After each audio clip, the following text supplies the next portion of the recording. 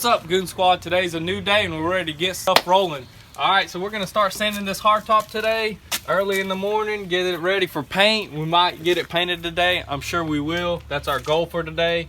And all the other parts that we already painted, they're drying right now. Towards like the end of the day, we might throw the fender and the hood on. It just depends on how dry they get, and go from there.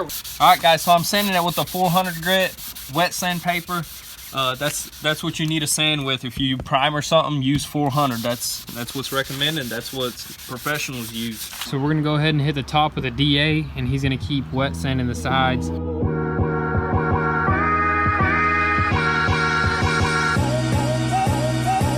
All right, so we got the top almost all wet sanded.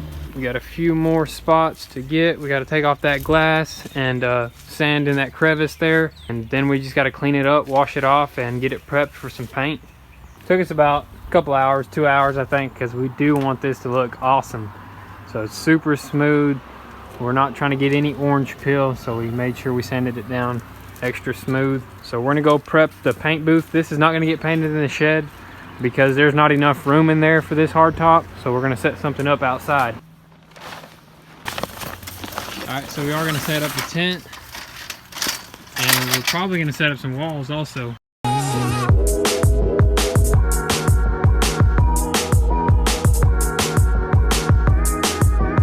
So this is the new paint booth actually.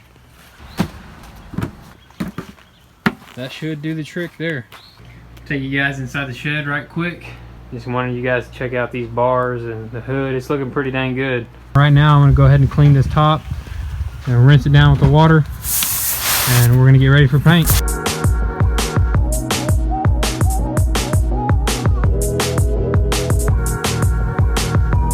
Alright guys, so we got this hardtop cleaned up. We got it washed off with some soap and a sponge, and now we're gonna move it over there to our paint booth. Now that we got it here, we are gonna set up some walls with some tarp because the weather doesn't look too great. Make sure it stays dry. No. That's real close. No. Perfect.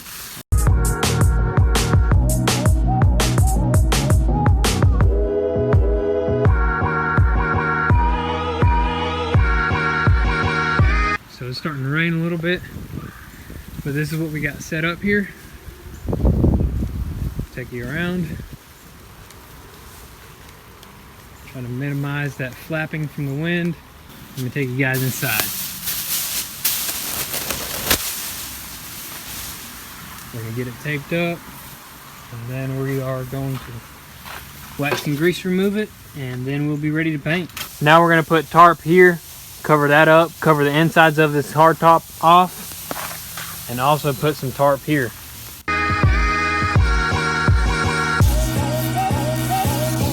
The rain is coming down a little bit harder now, but I think we can still handle it, guys.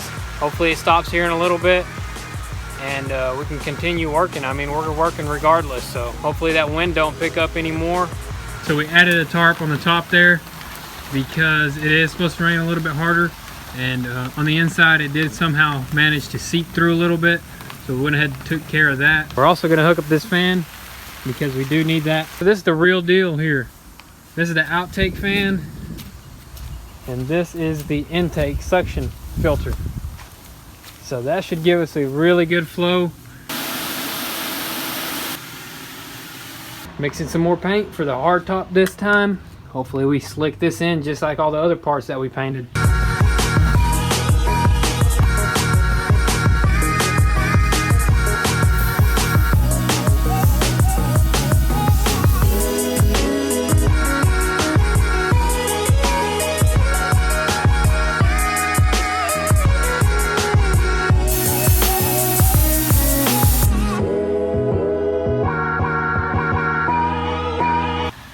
This has been an absolute nightmare.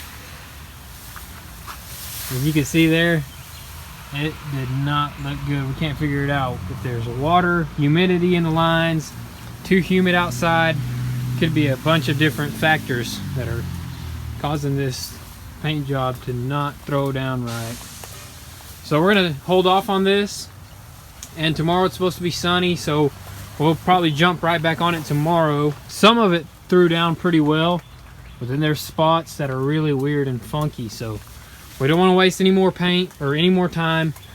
So we're gonna go ahead and pause this, and we are gonna start installing the steering bars, which we do got to drill these out, and there's a special tool you got to use for that.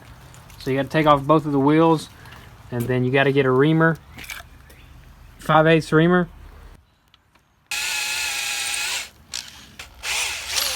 This thing cost me like almost $100. Woo-wee, these look great. These look great. Too bad we can't put on the top bar yet because we're waiting on the steering box. But we are going to put on the lower bar for now so we could move the Jeep if we have to, and the wheels stay together. We do have to wait for the steering box to put on this other drag link that goes up from here to the steering box. So we just added this Heim. So this is pretty much how the setup is. It runs from here. So there's two Heims on one knuckle here, and then there's one Heim on there. And there's also another Heim that runs off the steering box and the pitman arm.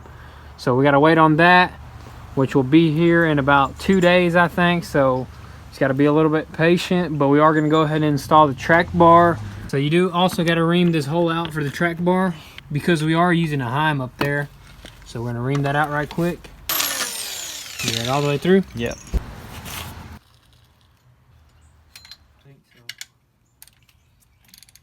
Alright, so we installed the track bar, and now we're going to install this anti-rock system.